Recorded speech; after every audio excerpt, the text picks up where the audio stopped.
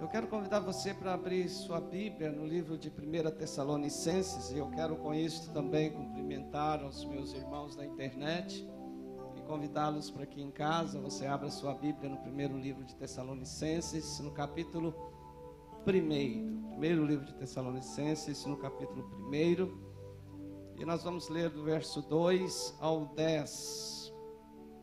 Primeiro livro de Tessalonicenses, capítulo 1.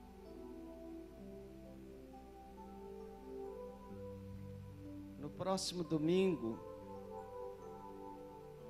no dia 3 de março, nós teremos de 8 ao meio-dia uma revisão do treinamento de evangelismo, porque nossas células estão começando neste momento, nesta semana, um processo de preparação para fazermos uma campanha que estamos chamando de evangelismo contagiante, algo que vai contagiar. Então eu quero convidar a todos os líderes de célula que estão aqui, co-líderes de célula, supervisores, líderes em treinamento, que já fizeram treinamento de evangelismo. Apesar de no domingo que vem nós estarmos iniciando todos os cursos da escola de formação, nós queremos convidar você para vir, para fazer esta revisão, porque nossa preparação para esta campanha começa com aqueles que já sabem, os membros das células que fizeram também estão convidados a vir para esta revisão. E eu estarei junto com a colega aqui, ministrando a sala de visão celular para líderes. No próximo domingo nós não teremos esta sala para que todos os líderes que estiverem matriculados nesta sala, comigo e com a Eliette, eles possam participar deste treinamento de João 3,16, desta revisão do treinamento. É uma revisão de 8 a meio-dia apenas, e eu e você precisamos nos empolgar com esta ideia. O texto de Tessalônica diz assim: damos sempre graças a Deus por todos vós, mencionando-vos em nossas orações e sem cessar, recordando-nos diante do nosso Deus e Pai da operosidade da vossa fé, da abnegação do vosso amor e da firmeza da vossa esperança em nosso Senhor Jesus Cristo. Reconhecendo, irmãos amados de Deus, a vossa eleição, porque o nosso evangelho não chegou até vós tão somente em palavra, mas sobretudo em poder no Espírito Santo, e em plena convicção, assim como sabeis ter sido o nosso procedimento entre vós, e por amor de vós.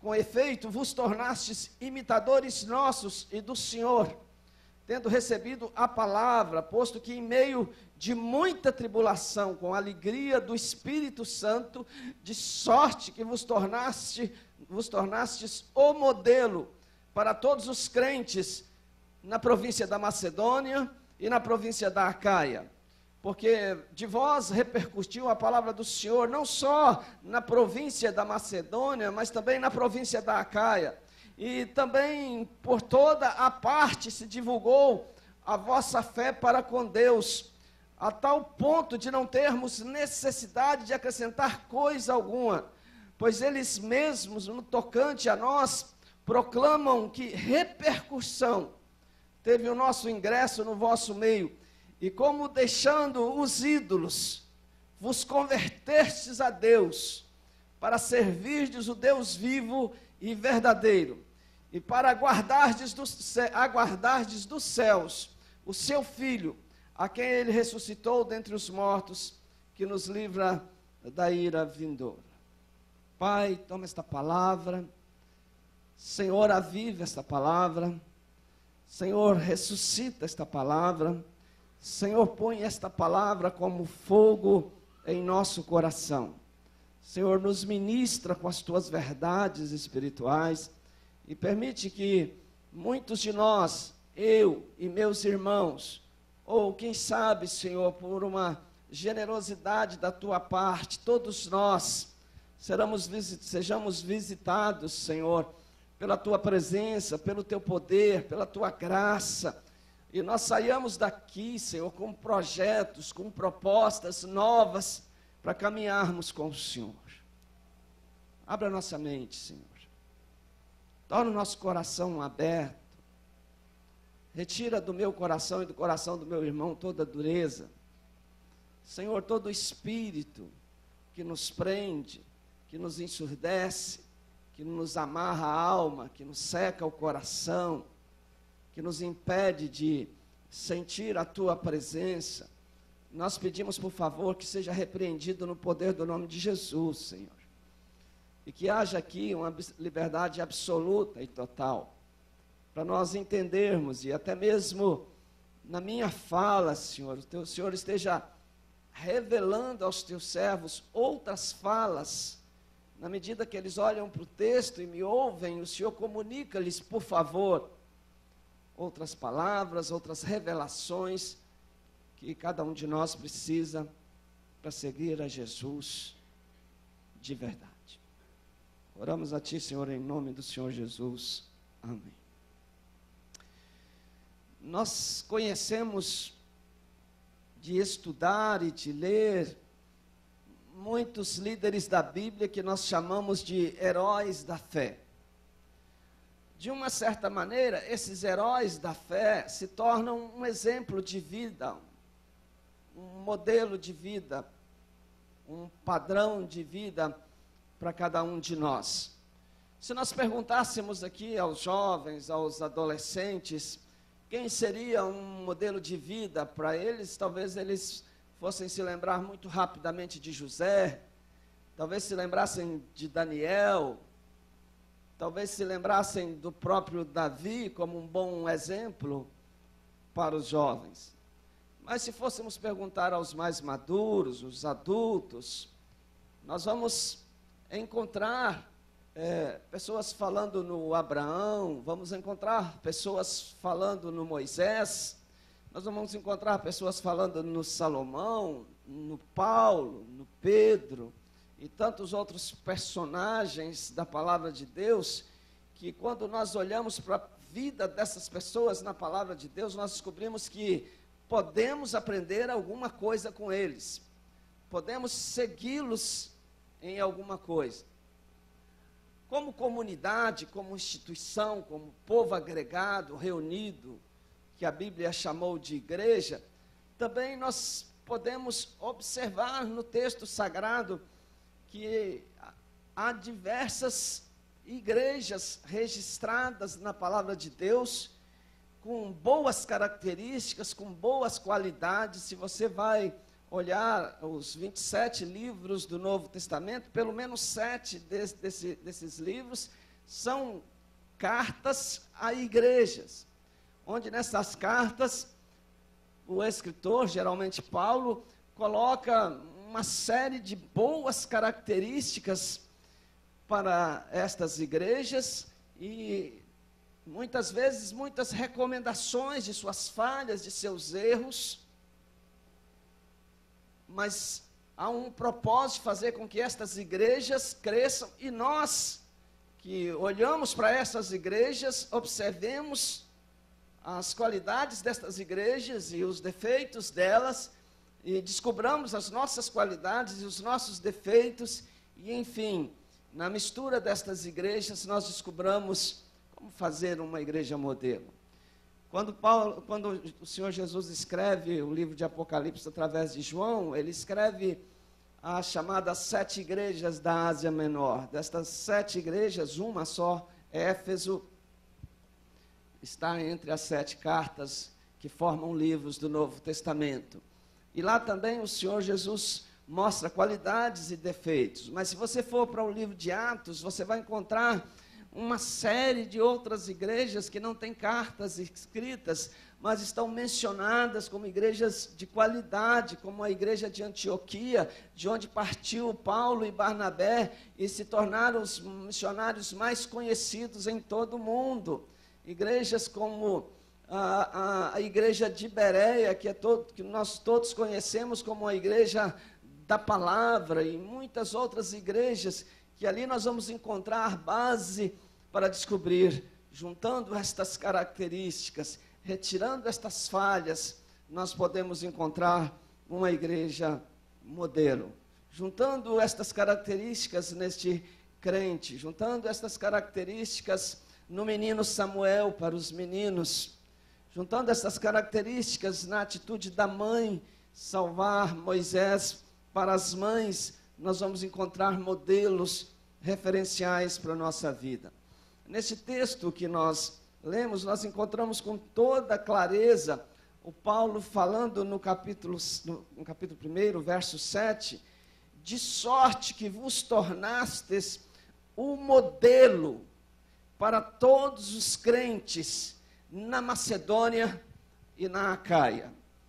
É a única igreja que recebe assim, literalmente, a expressão, vocês se transformaram no modelo para as igrejas da região, da província, do estado da Macedônia, que tem como capital Tessalônica, e da província da Acaia, da região do estado, que tem como capital Corinto, e essas duas grandes regiões faziam parte da antiga Grécia naquela época, e fazem parte da Grécia hoje, da atual Grécia.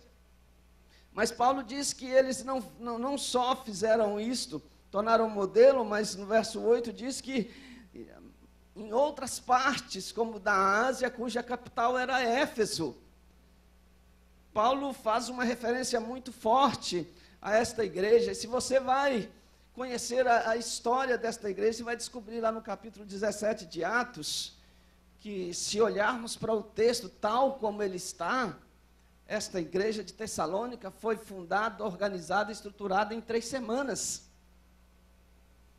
O texto bíblico em Atos 17, de 1 a 9, 10, fala que Paulo esteve por 3 sábados, por 3 semanas, pregando ali em Tessalônica, e ele encontrou, nessas 3 semanas, irmãos queridos, uma coisa muito extraordinária. Ele encontrou judeus, ele começou numa sinagoga, ele encontrou judeus abertos à ideia.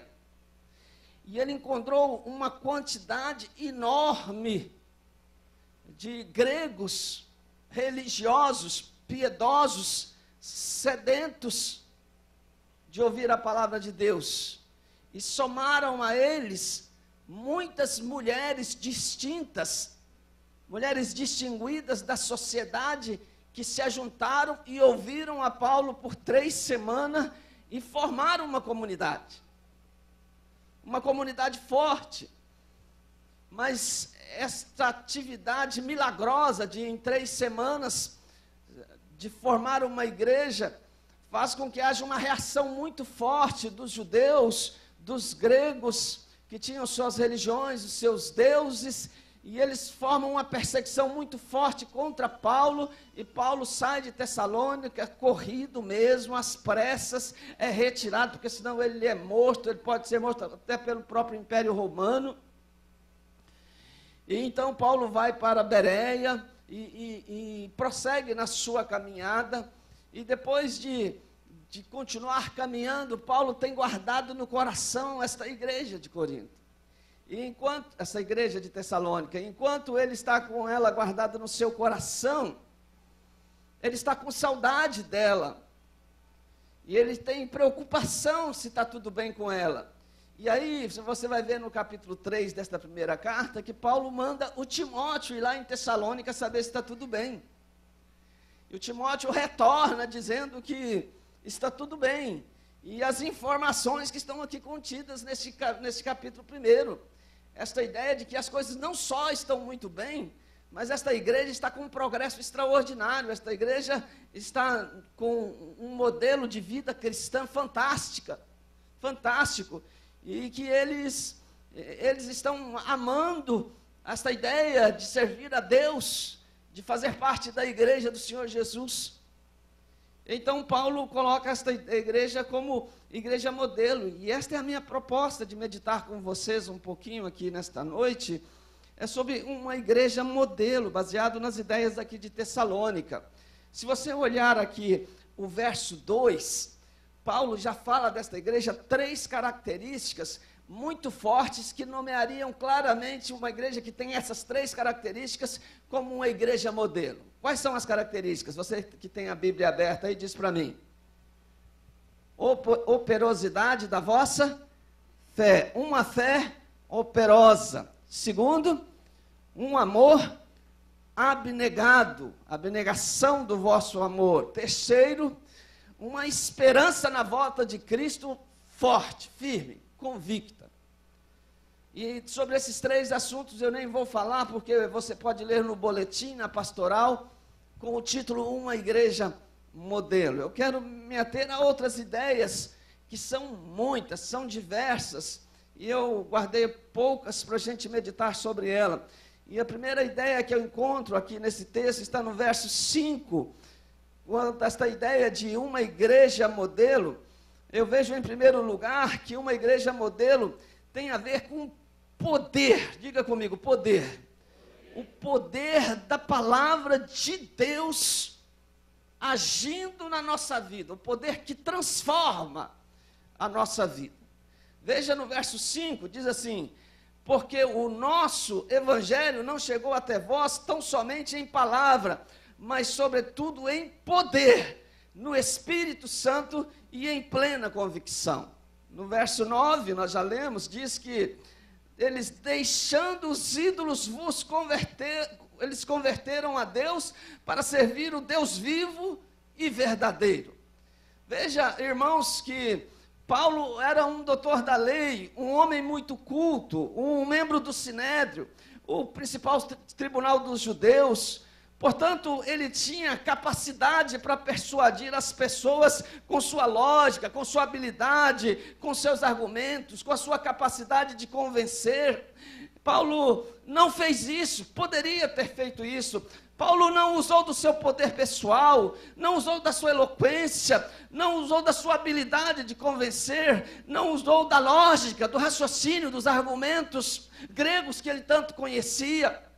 Paulo se ateve absolutamente para buscar o poder de Deus e transferir para aquela igreja uma palavra que tem poder, que transforma. O poder do Espírito de Deus estava na palavra de Deus que Paulo estava levando para o coração deles. Esta palavra era levada, era entregue de forma natural e, ao mesmo tempo, esta palavra impactava de forma sobrenatural.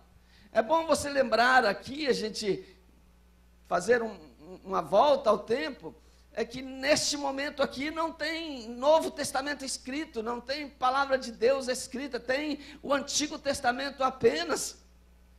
E esse Antigo Testamento ele é só encontrado nas sinagogas, nas reuniões demais, apenas poucas porções são liberadas. Então, o que o Paulo está entregando para esses homens, ele é um doutor da lei, ele conhece todo o Antigo Testamento, e ele tem as revelações de Deus no Novo Testamento. Ele fala que ele recebeu as revelações diretas de Jesus, ele teve um encontro forte com Jesus, e ele está transferindo não uma capacidade de convencer as pessoas que Jesus é o Senhor, que Jesus é o Salvador, que Jesus é o libertador, que Jesus é capaz de mudar a minha e a sua história, que Jesus é o restaurador. Ele não está falando isso por falar, por argumentação lógica, ele está falando isso pelo poder do Espírito, e as pessoas começam a se dobrar com esta ideia. Paulo não é a primeira vez que ele faz isto, irmãos, ele é habilidoso em fazer isto. Aqui no livro de 1 Coríntios, capítulo 2, nós encontramos ele falando a respeito da palavra que ele levou para aquela igreja. Ele diz: eu, irmãos, quando fui ter convosco, anunciando-vos o testemunho de Deus, não o fiz com ostentação de linguagem ou de sabedoria, porque decidi nada saber entre vós, senão a Cristo Jesus e este crucificado. E foi em fraqueza, temor e grande tremor que eu estive entre vós. A minha palavra e a minha pregação não consistiram em linguagem persuasiva de sabedoria, mas em demonstração do Espírito e do poder. Então, o Paulo é um homem que ministra a palavra de Deus, que entrega a palavra de Deus, uma palavra forte, uma palavra viva, uma palavra poderosa que alcança o coração. Irmãos, a palavra de Deus, o evangelho revelado na palavra de Deus, é muito mais do que uma coleção de bonitas palavras, é muito mais do que uma enciclopédia de poesias ou contos ilusórios que encantam a vida de muitas pessoas. É o poder de Deus revelado a todos aqueles que creem no Senhor Jesus. Esta palavra de Deus é a palavra que o Paulo estava ministrando. Esta palavra de Deus pode dar a mim e a você o mesmo alimento, a mesma mudança, a mesma transformação que aquela igreja experimentou. Basta que eu e você comecemos a olhar para esta palavra e começamos a perceber nela que ela é viva, ela tem fogo, ela é alimento, ela é refrigério, ela restaura, ela liberta, ela cura, ela salva. É nela que estão contidos todos o alimento, e todas as nossas necessidades provém dela. Toda e qualquer revelação que o Espírito concede a mim e a você neste momento vem a partir desta palavra revelada, que, como diz Hebreus, é uma palavra viva, é uma palavra eficaz, é uma palavra que faz diferença no nosso coração. É o livro dos livros, é o livro de cama, é o livro de cabeceira, é o livro dos momentos tristes, é o livro dos momentos alegres, é o livro lido todos os anos, todos os dias, é o livro que nós precisamos para ter a nossa história mudada e nós nos tornarmos uma igreja modelo. O que você acha que levou o carcereiro de Filipos, lá em Atos 16, se ajoelhar diante de Paulo e dizer: o que eu devo fazer para ser salvo? O que você acha que leva uma autoridade romana, um homem que era responsável por todos os presos de uma prisão, um cidadão romano respeitado, que tinha como a sua vida, a vida de todos aqueles presos? Irmãos, o que levou aquele homem a se curvar foi que ele viu aqueles dois homens sendo açoitados terrivelmente, e presos num tronco. E eles foram assaltados não porque foram encontrados roubando na rua ou fazendo alguma coisa errada, eles foram presos e açoitados porque pregavam a Jesus, o Senhor e Salvador. E lá na cadeia, era por volta da meia-noite, eles não estavam murmurando, eles não estavam criticando Roma. Paulo era um cidadão romano, ele podia estar falando: ô carcereiro, você vai ter comigo amanhã.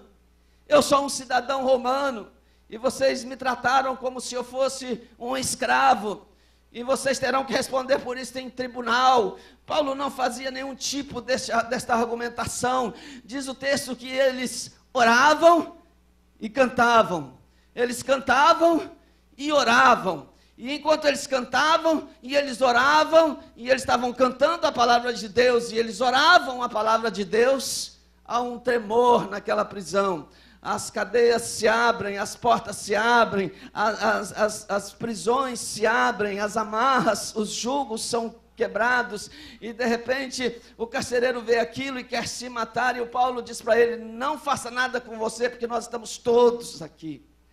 É por causa de uma palavra viva como esta, que faz a transformação de contexto, de situações, de famílias, de histórias, de cidades, é que nós precisamos ir para esta palavra e entender que ela pode produzir na minha vida um cristão modelo, pode produzir nesta igreja uma igreja modelo.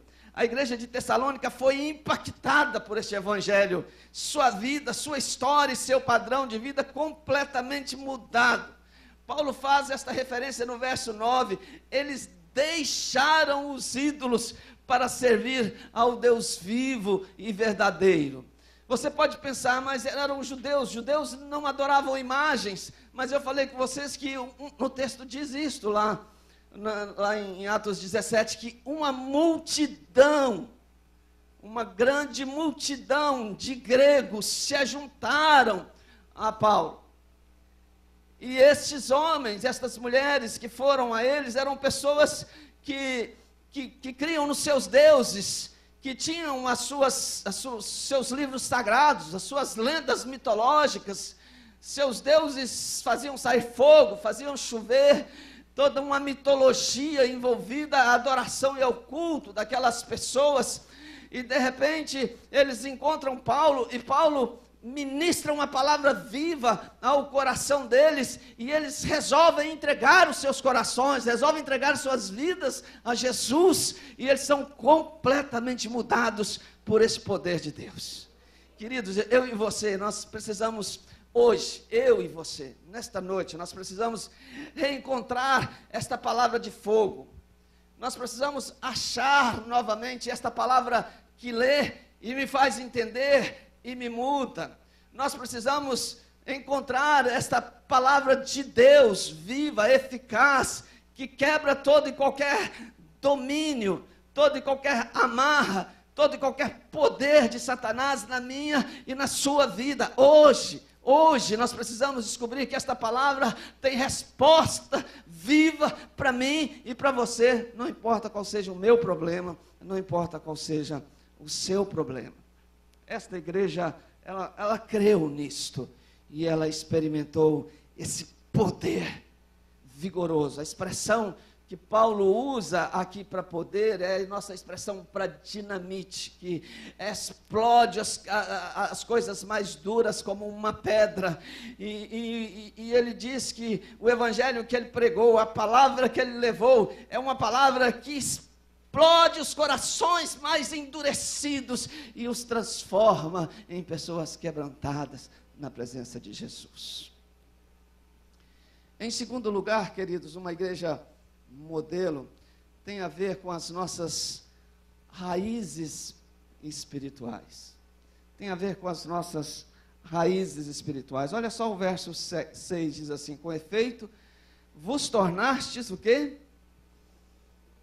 Imitadores nossos e do Senhor. Vos tornastes imitadores nossos e do Senhor. Se a sua Bíblia está aberta, você vira uma página apenas, uma folha.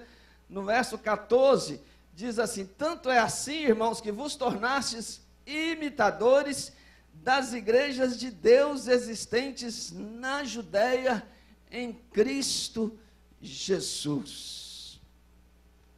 Esta igreja era uma igreja modelo, tem a ver com a firmeza das suas raízes espirituais. Tem a ver com a base, o sustentáculo de suas raízes espirituais. Quando ele diz aqui no verso 6, com efeito, vos tornastes imitadores nossos. Olhe para mim, imitadores nossos.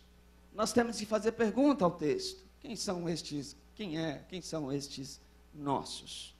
Esses imitadores nossos é o Paulo, é o Timóteo e é o Silas, que estiveram em Tessalônica pregando. Era a equipe que estava lá pregando. Eles disseram: vocês se tornaram imitadores meus imitadores do Silas, imitadores do Timóteo e imitadores do Senhor Jesus, porque Paulo disse para Corinto: sejam meus imitadores como eu sou de Jesus. Vocês olhando para mim, vocês seguindo o ensino que eu estou levando para vocês, vocês estão recebendo o ensino vivo do Senhor Jesus, porque eu sigo o Senhor Jesus. Paulo começa a falar de algo especial, é algo extraordinário da sua experiência que ele teve com Jesus. Ele começa a falar de que ele está imitando não apenas os ensinos que ele viu, mas que ele recebeu ensinos, como por exemplo, quando ele fala da ceia em 1 Coríntios 11, ele diz que o que ele recebeu do Senhor,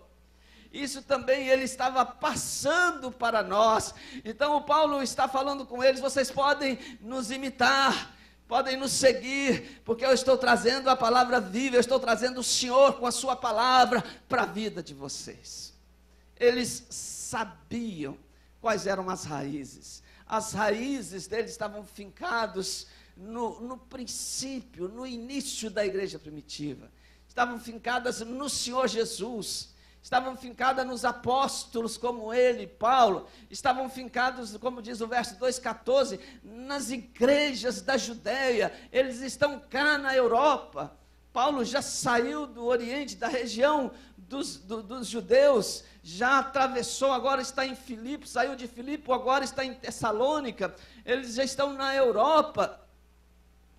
E eles estão lembrando que esta igreja de Tessalônica, as suas raízes espirituais estão fundamentadas nas raízes da igreja do Senhor Jesus.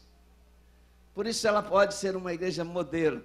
E Paulo usa a palavra imitar, esta palavra faz sair a nossa palavra mímica, que descreve alguém que imita outra pessoa, particularmente aquela que imita o exemplo, a vida e o ensino daquela pessoa.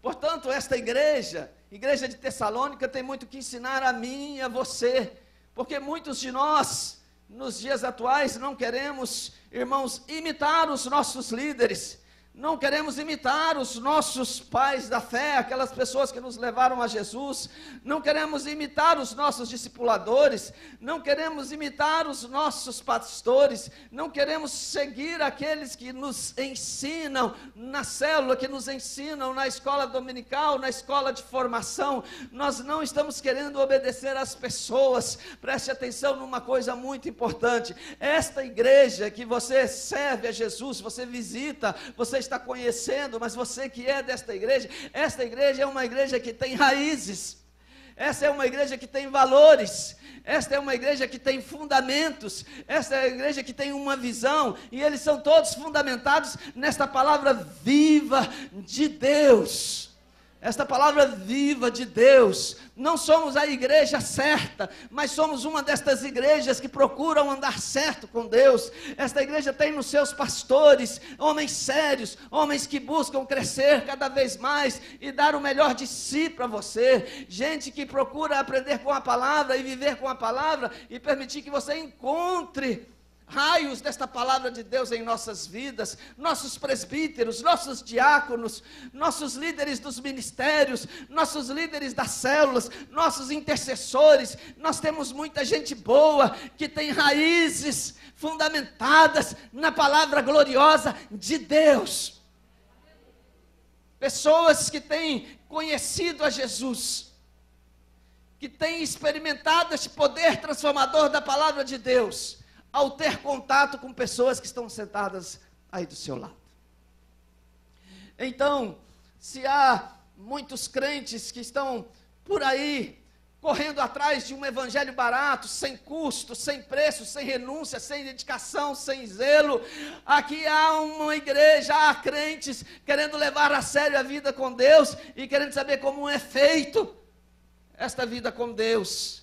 Se há por aí pessoas que não podem ver um profeta de plantão e enfiam a sua cabeça debaixo de uma mão estendida, sem saber se estas mãos têm realmente bênção para liberar. Há aqui pessoas que não estão dispostas a enfiar sua cabeça debaixo de qualquer mão, porque tem em seus pastores, em seus líderes, tem em sua equipe de líderes, pessoas que amam a Deus e têm bênçãos em suas mãos para pôr ou para liberar pessoas para abençoar suas vidas. Enquanto há pessoas muito envolvidas em algumas igrejas, mas pessoas que não querem mudanças, pessoas que não querem transformação. Elas estão envolvidas sim, elas estão no hall de membros, elas estão dando até o dízimo, elas até vão à célula uma vez por mês, elas também aparecem na escola de formação, na escola dominical, de 2 em 2 meses, mas elas não querem mudança, elas não querem transformação, elas não oram sinceramente: Senhor, põe essa palavra no meu coração, nesta noite, muda minha história, muda minha vida. Senhor, agora eu vou me assentar aqui na sala, no banheiro, vou sentar aqui no chão da cozinha, eu estou quebrado, eu estou quebrada, eu estou arrebentado, eu estou arrebentada, eu não tenho experimentado o fogo vivo que tem nessa palavra. Eu vou ler e fala comigo. Eu conheço pessoas que já fizeram isso aqui. e já passaram de 2 da manhã às 6 da manhã, numa visitação sobrenatural no seu quarto. Há sim pessoas que não querem levar a sério a vida cristã, mas há muitos levando muito a sério. E são esses que nós estamos caminhando com eles, são esses que nós estamos trabalhando com eles.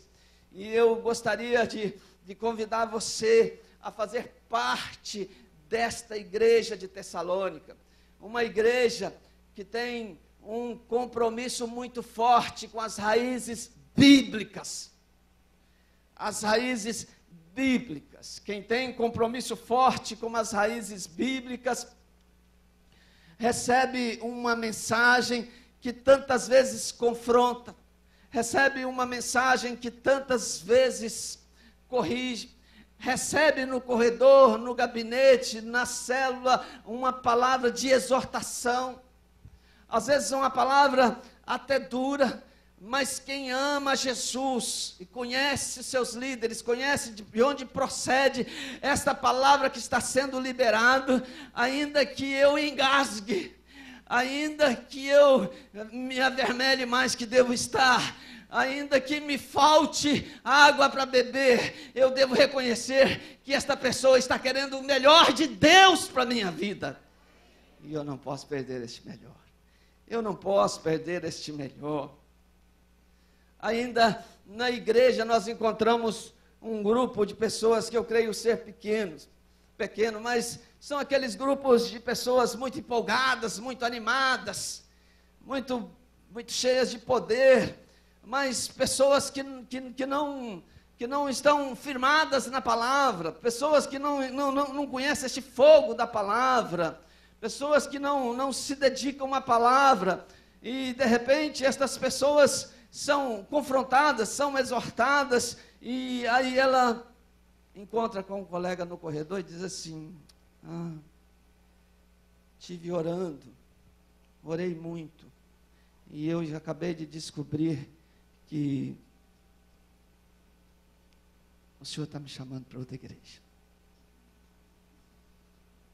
Na semana seguinte está na outra igreja, está tocando lá na igreja, está servindo como diácono, saiu daqui hoje, domingo seguinte está na outra igreja. Pessoas que não se firmam nas suas raízes, pessoas que não conhecem, parece uma coisa boba, uma coisa sem muito sentido, mas os que já são membros desta igreja sabem disso. Todas as pessoas que se tornam membros desta igreja, sejam elas novas convertidas, ou sejam elas crentes experientes, maduros, convertidos há 30, 40 anos, podem ser eles líderes de suas igrejas, podem ser eles mesmo até pastores. O processo pelo qual eles passarão para tornarem-se membros da igreja é o mesmo que o crente novo passa. Porque nós estudamos juntos por 2 domingos, uma apostila onde nós podemos mostrar e conversar com estes crentes, assuntos que eles já conhecem e sabem, mas nós colocamos a nossa perspectiva, colocamos os nossos valores, a nossa maneira de praticar, como nós entendemos aquele conceito bíblico e como nós praticamos. Então, esta igreja é uma igreja fundamentada na palavra, até para você agregar-se a ela como membro. Daí, você poder, como fez a igreja de Tessalônica, poder firmar as suas raízes, saber que você procede de igreja séria, de uma liderança séria, de gente que busca andar com Deus. Em terceiro lugar, uma igreja modelo tem a ver com seguir e servir a Jesus com alegria. Diga comigo, seguir e servir a Jesus com alegria, com alegria. Olhe só o que diz aí o verso 6 deste texto, se você continua ainda com ele aberto.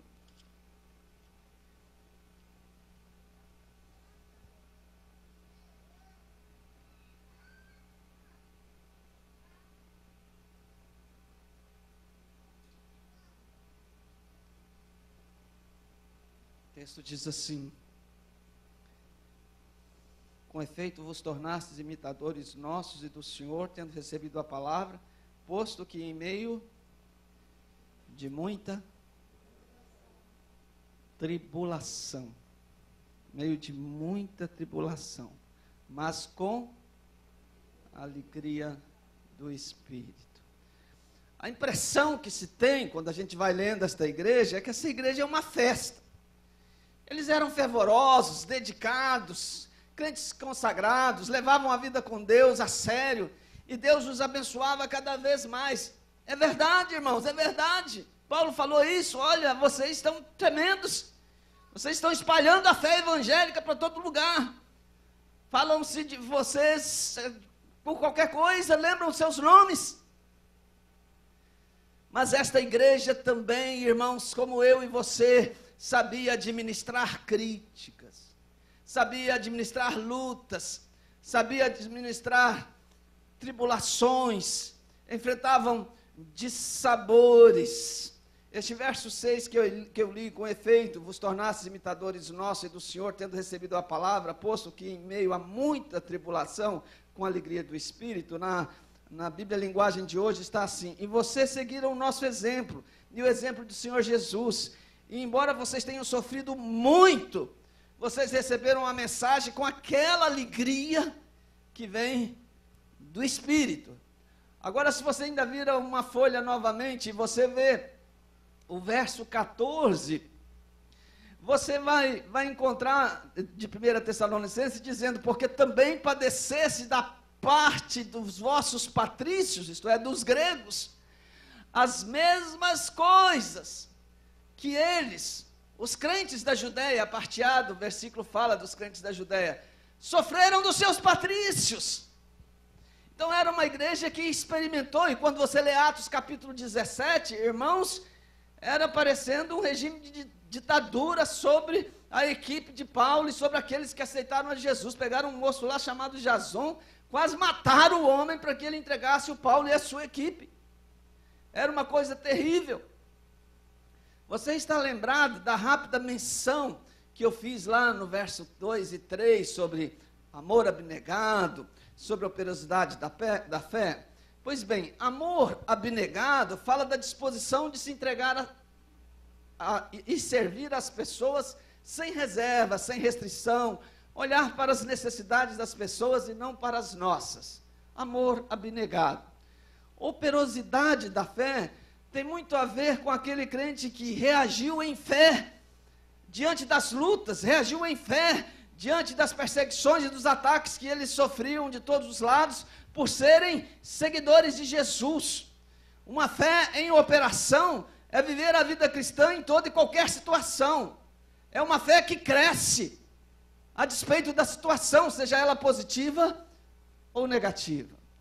Agora, irmãos, vamos analisar, vamos tentar lembrar um pouco da minha vida e da sua vida.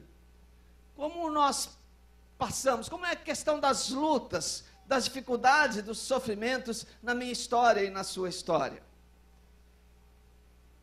Temos sofrido, irmãos, com enfermidades sérias em nossas vidas, ou na vida de parentes próximos, chegados dentro de casa. Algumas enfermidades incuráveis.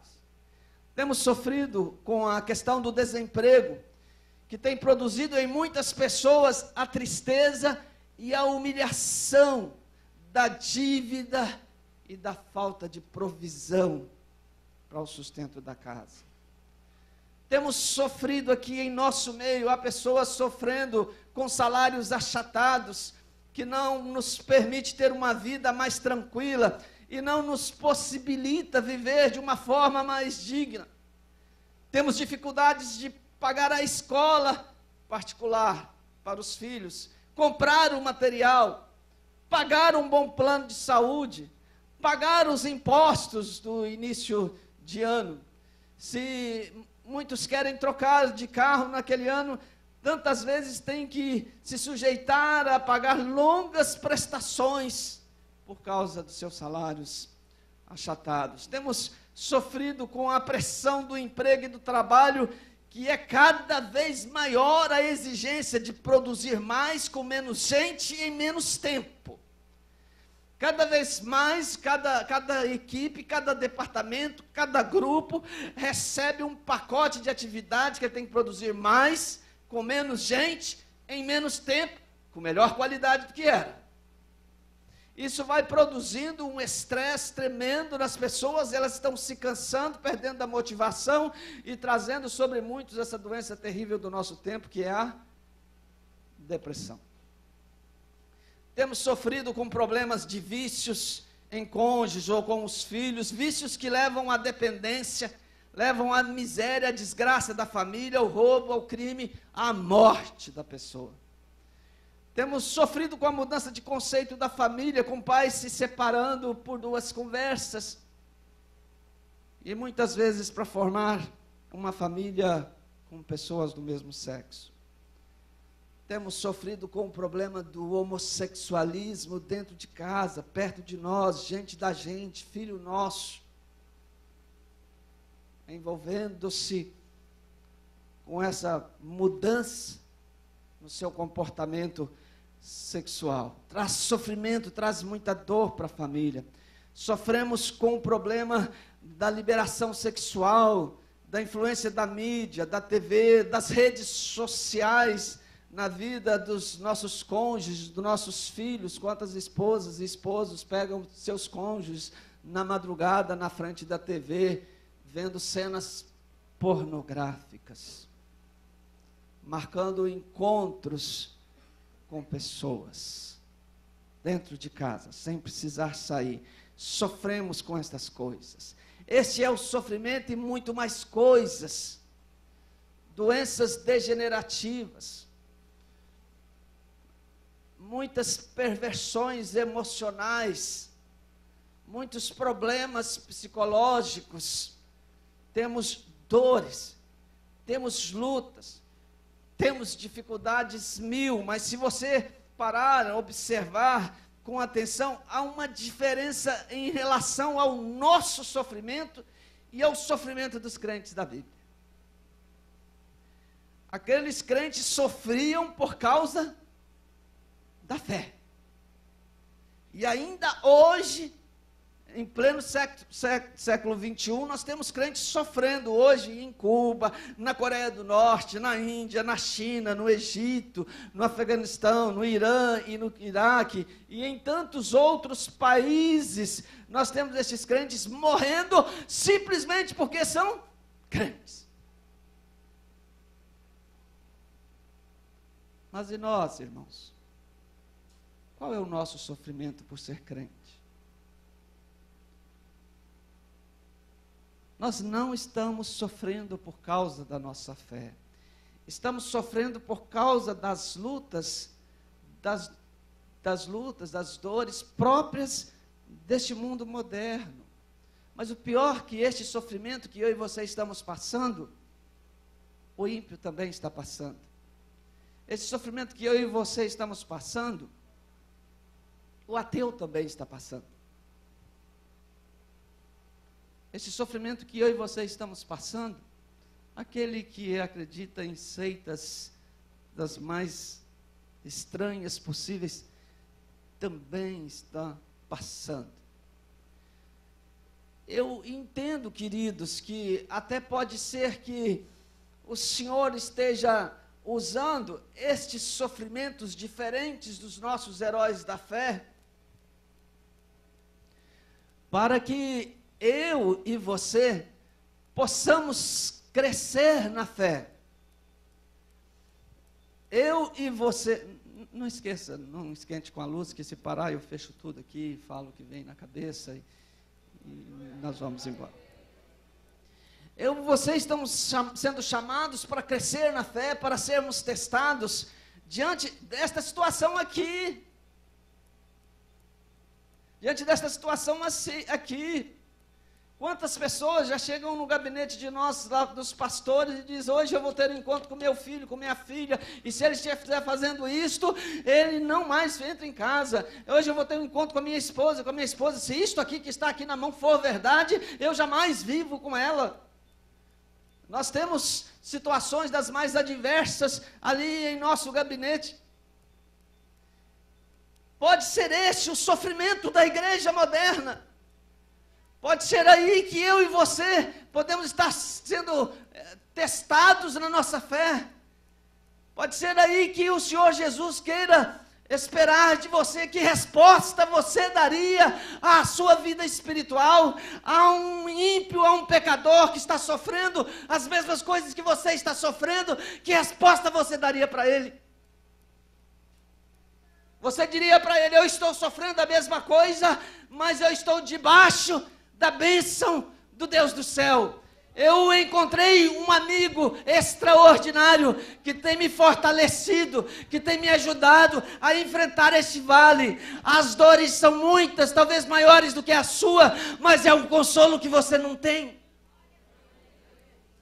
É possível, é muito possível que o Senhor não vai trazer sofrimento para nós, igreja. Os sofrimentos já são as dores do tempo moderno. E nós temos que ver, eu e você temos que ver como nós estamos enfrentando a questão da rebeldia dos adolescentes, como nós estamos enfrentando a questão das brigas contínuas dentro do casamento, como nós estamos enfrentando a questão da influência das novelas e da mídia de uma maneira geral no comportamento da família, como nós estamos enfrentando isso, como o mundo está enfrentando, ou nós temos um modelo bíblico, ou nós temos uma palavra bíblica que nos ensina qual é a maneira de uma família viver, como que nós devemos ensinar os nossos filhos, qual é o nosso comportamento em nosso emprego, como que nós vamos viver diante de uma pressão violenta desta. Nós vamos pegar um revólver um dia e dar um tiro em todo mundo no nosso trabalho?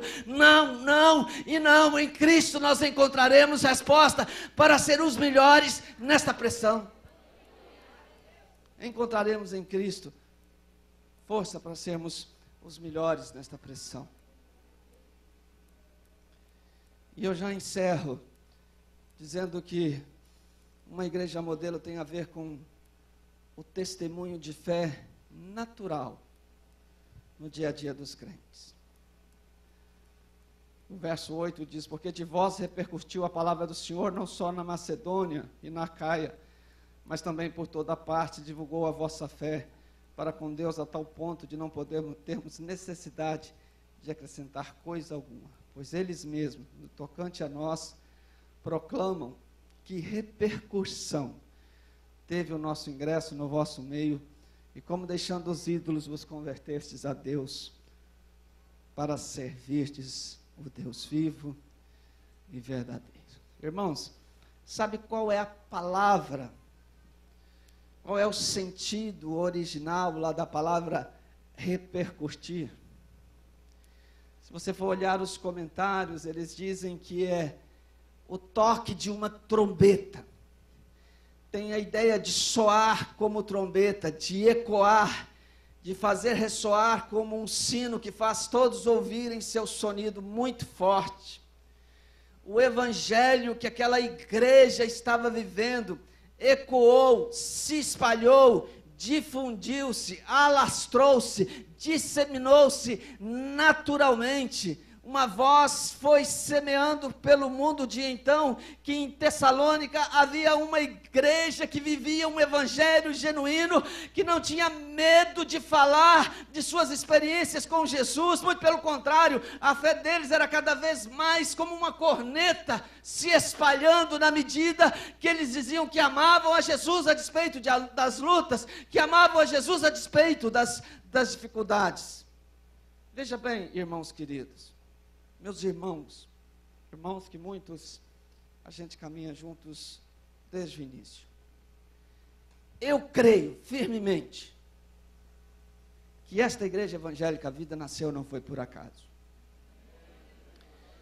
Eu creio que esta igreja é uma igreja séria, que leva Deus a sério, que leva a vida cristã a sério.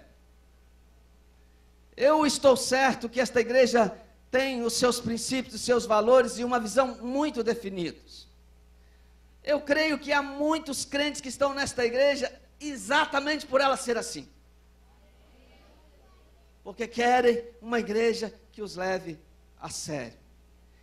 Eu creio, irmãos, que nós podemos, sem medo de errar, dizer que tem gente sentada aí do seu lado, que é modelo de vida para você. Quem são eles?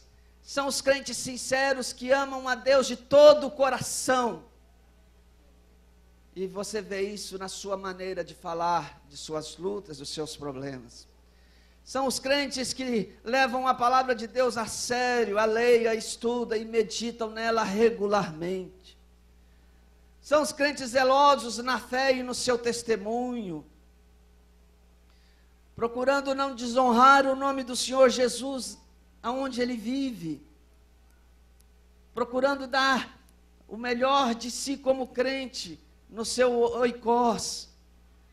São os crentes que servem ao Senhor com seus dons e talentos e ajudam o Evangelho a se expandir através de sua entrega ao serviço. São crentes de oração, irmãos. Aqui se ora na segunda-feira à noite, se ora na terça, se ora na quinta, se ora na sexta, se ora nas manhãs de terça a sexta-feira.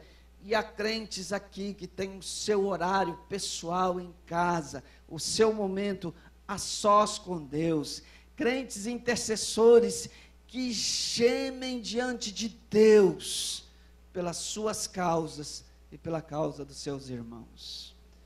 Aqui há crentes generosos, muitos generosos, fiéis, fidelíssimos nos dízimos e nas ofertas, e estão sempre dizendo sim, quando são chamados para compartilhar dos seus bens com os dízimos ou com uma oferta generosa.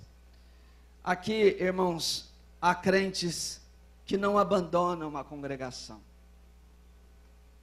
São crentes que são modelo na frequência ao trabalho, em fazer a rede funcionar, o culto funcionar, a escola funcionar, a célula funcionar. Você sabe que você vai chegar lá e vai encontrar com aquele crente. Aqui tem.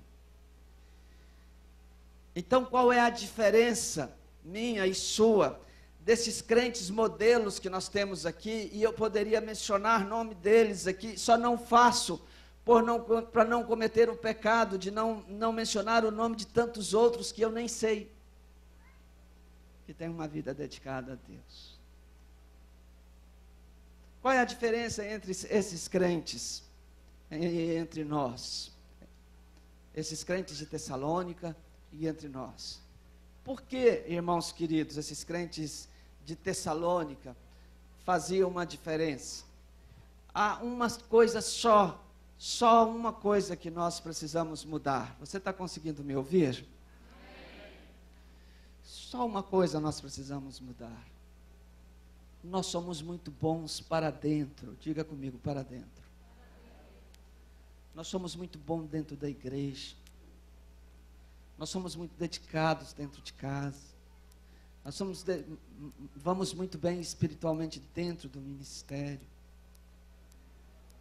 Mas quando se trata, irmãos, de fazer repercutir, ecoar, se espalhar a nossa fé lá fora, nós somos muito ruins. Aí nós somos fracos. A nossa diferença para os crentes de Tessalônica é que eles contagiavam as pessoas.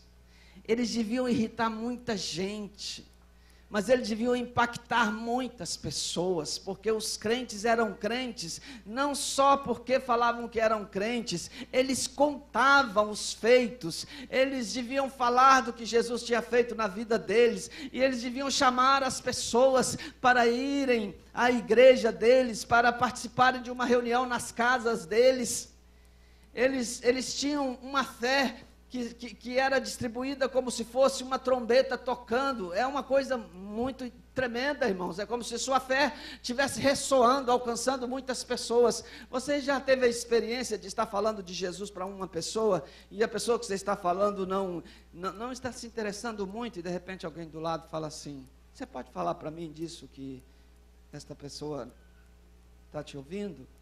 E você começa a falar para esta pessoa, e aquela sai, desvia, não firma na palavra, e a outra aceita Jesus.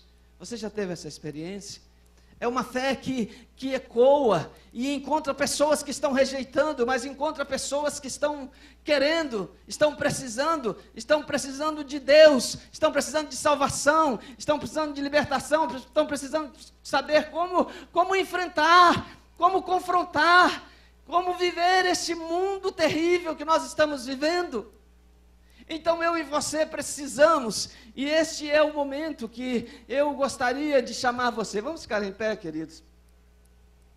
Eu gostaria de chamar você para um grande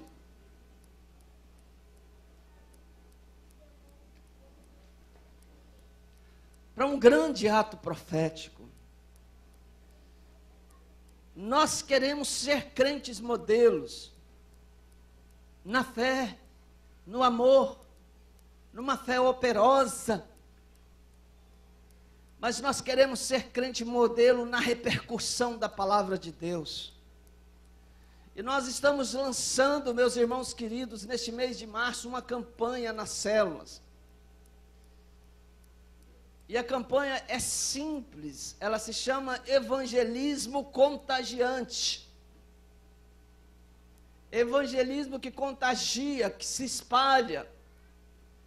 E não tem muita novidade, aliás, não há nenhuma novidade. Nós estamos fazendo uma campanha para nós nos desamarrarmos de uma coisa que devia ser natural em nós. Então, em nossas células, nós vamos orar durante o mês de março, vamos começar a revisão do treinamento no próximo domingo por causa disto. Vamos orar nos cultos sempre que pudermos por esta campanha. E nós vamos orar por pessoas que nós gostaríamos de alcançá-las, de levá-las a Jesus. Mas nós não vamos convidá-la para fazer uma campanha na nossa célula e nem na casa dela. Nós vamos achar um jeito de dizer para ela que nós queremos ir à casa dela, orar por ela. E aí nós levaremos uma ou duas, no máximo 3 pessoas da célula. E nós vamos falar de Jesus para aquela pessoa. Nós vamos contar para ela o que Jesus fez na nossa vida. Irmãos, isso é simplesmente explosivo. Isso é simplesmente de passar de 100 para 200, de 200 para 400, 400 para 800. Mas não é simples encarar. Não é simples enfrentar. Não é simples quebrar esta cadeia, arrancar essa força maldita que me impede de sair na rua cantando e gritando que Jesus é o Senhor. Outros saem gritando que o Flamengo é o Senhor, que o Corinthians é o não sei o quê, que o Palmeiras é o não sei o quê, que a droga é não sei o quê. Sai cantando, sai gritando, brilha, luta por coisas carnais, e nós não temos coragem. Precisa romper esta força, este grilhão do inferno sobre a nossa vida, irmãos, que nos permite ser crentes, mas fica insistindo conosco. Fica crente dentro da igreja, fica ficando com o Senhor, fica só ali, em nome de Jesus. Vamos sair desta. Em nome de Jesus, vamos sair desta.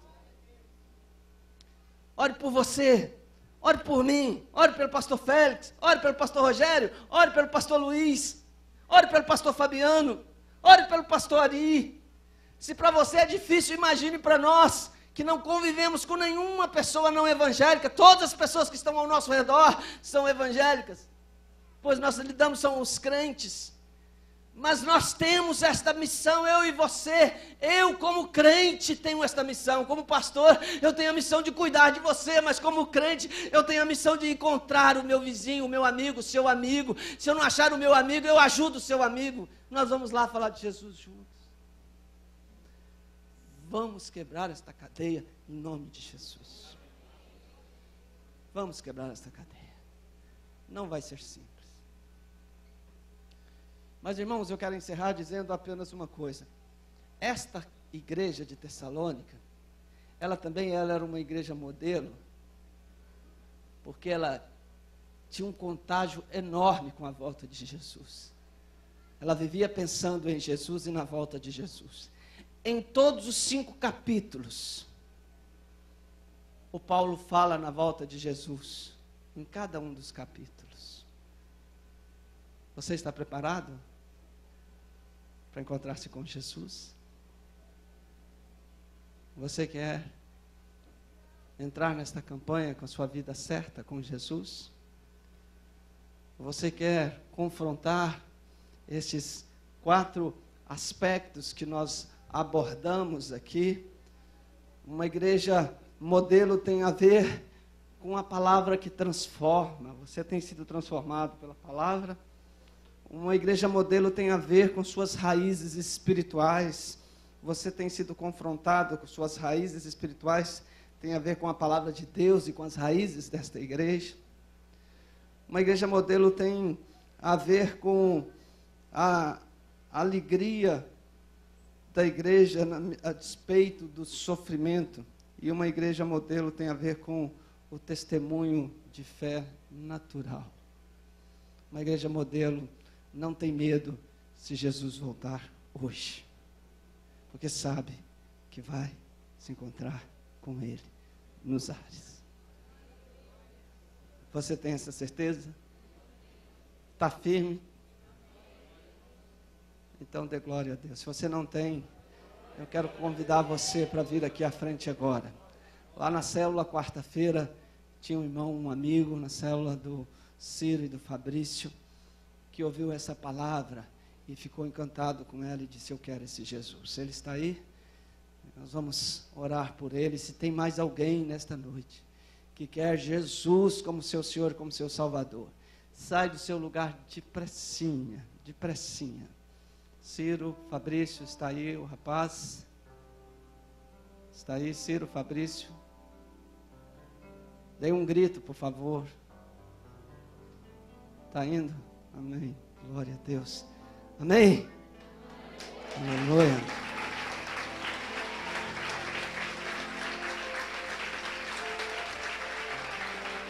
Glória a Deus. Meu irmão, parabéns por fazer parte desta família da fé. Olha para trás e veja quantos irmãos você tem. São seus irmãos. E nós queremos alcançar os seus amigos. Você tem amigos que precisam de Jesus, que não sabem nada sobre Jesus. A sua célula, Fabrício, Ciro, seus irmãos, vão lá falar com seus amigos. Esta é a nossa proposta hoje aqui. Como é seu nome? Irmão Diego. Esta é a proposta. Você quer fazer publicamente essa confissão, embora já tenha feito lá na célula? Orar comigo agora, declarando que Jesus é o seu Senhor, Então fecha seus olhos, levanta sua mão direita para o céu e diga: Senhor Jesus, eu concordo com a oração que eu fiz diante dos meus irmãos, ali na célula quarta-feira, entregando minha vida a Jesus, como meu Senhor e como meu Salvador. Senhor meu Deus, a partir de hoje, eu quero viver um evangelho novo, diferente, transformador. Entra em mim e muda a minha história, em nome de Jesus. Uma salva de palmas para Ele e para Jesus, este Senhor maravilhoso que continua salvando vidas, salvando vidas. E eu já encerro agora com uma oração profética. Eu encerro agora orando por você e por mim. Pastor Félix ainda está aí, pode vir aqui. Presbítero Levi, os outros presbíteros que estão aí, pode vir aqui à frente. Se há algum pastor aqui, pode vir aqui à frente. Nós vamos estender as mãos sobre você e nós vamos profetizar que nós vamos mudar. Nossa fé vai repercutir em forma de eco. As pessoas vão ver o brilho da glória de Deus. Mas nós vamos mudar no trato com as nossas lutas, com os nossos problemas. Nós vamos mudar no trato com a palavra de Deus. Nós vamos mudar na maneira como que nós estamos vivenciando as nossas raízes espirituais. Eu vou orar por você, nós vamos estender as mãos no estender as mãos da liderança da igreja, há uma bênção sendo transferida. E se você quer, meu irmão, você quer fazer diferença, você quer ser um instrumento de atração, porque se você quer ser ganhador de almas, você quer levar muitas vidas ao Senhor, não só nesta campanha, mas ser um hábito em nome de Jesus. Comece a falar com Jesus: hoje eu quero fazer uma aliança com o Senhor. Comece a orar ao Senhor: hoje eu quero perder a timidez, hoje eu quero perder o medo, hoje eu quero perder esta incapacidade que eu tenho de falar com as pessoas, hoje eu quero perder esta falta de habilidade de chegar nas pessoas, hoje eu quero perder toda a dificuldade de falar do poder do amor de Jesus. Ore ao Senhor dizendo que hoje você assume o compromisso de sempre que tiver uma oportunidade, você vai dizer que o seu grande amigo Jesus fez na sua vida. Jesus vai começar a colocar perto de mim e de você pessoas que precisam da bênção que você tem, e você vai ministrar sobre ela. Meu Deus e meu Pai, em nome do Senhor Jesus, o Senhor Salvador, o Senhor desta igreja, o Senhor de Tessalônica, o Senhor dos crentes, o Senhor que está aqui, o Senhor que está selando esta palavra, em nome de Jesus nós estamos profetizando a queda de todo poder maligno, humano, pessoal, interno, emocional, psicológico, espiritual, que nos impede de ecoar, de desabrochar, de espalhar, de extrair o poder da palavra do Senhor. A partir de hoje nós declaramos em nome de Jesus que as pessoas verão o brilho da glória do Senhor em nossas vidas. Nós oramos e abençoamos os teus servos em nome de Jesus Cristo, o Senhor da igreja. O Senhor te abençoe e te guarde. O Senhor faça resplandecer sobre você o seu rosto, tenha misericórdia de você. O Senhor sobre você levante a sua face e te dê a paz.